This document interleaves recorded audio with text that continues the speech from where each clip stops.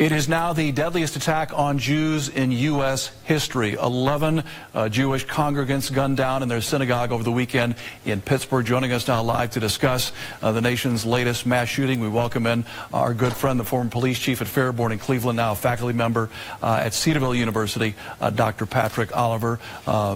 Chief, good to talk to you again. Sadly, it seems I only talk to you on days like this, but this clearly has shaken the nation yet again. And what strikes me, this is now, just to my recollection, the third house of worship that has been targeted in recent months and years. We had the mass church shootings in South Carolina, Texas, now the synagogue in Pittsburgh. Just your thoughts on why this is happening, and just your thoughts on this latest attack. The most disturbing criminal attack, in my opinion, is an attack at a house of worship in America.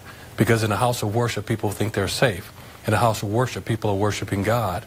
In a house of worship, God holds us accountable for what we do. So it is very disturbing to a lot of Americans, myself included. Yeah, and of course, all houses of worship virtually pride themselves on the fact that they truly have an open-door policy.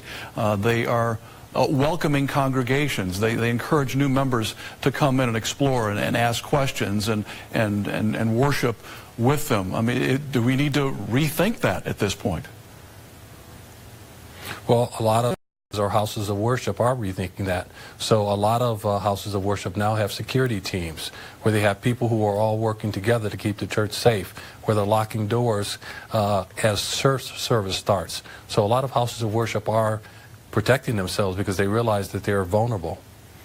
Chief, this one, of course, obviously being investigated as a hate crime, and we're learning just today the shooting at the Kroger in Louisville, that also now being called a hate crime because apparently that gunman tried to get into an African-American church and failed, and before going to the Kroger and gunning down 2 African-Americans. Just the rise in hate crime. I mean, the Anti-Defamation League is telling us that anti-Semitic attacks are up dramatically just in the past 2 years.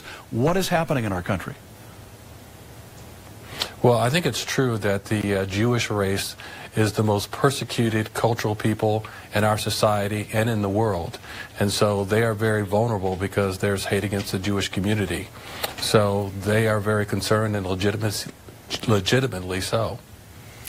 Chief, finally, anytime something like this happens, it raises the gun debate once again. Having traveled in Europe, I know the synagogues that I've seen in Europe are heavily barricaded, heavily armed.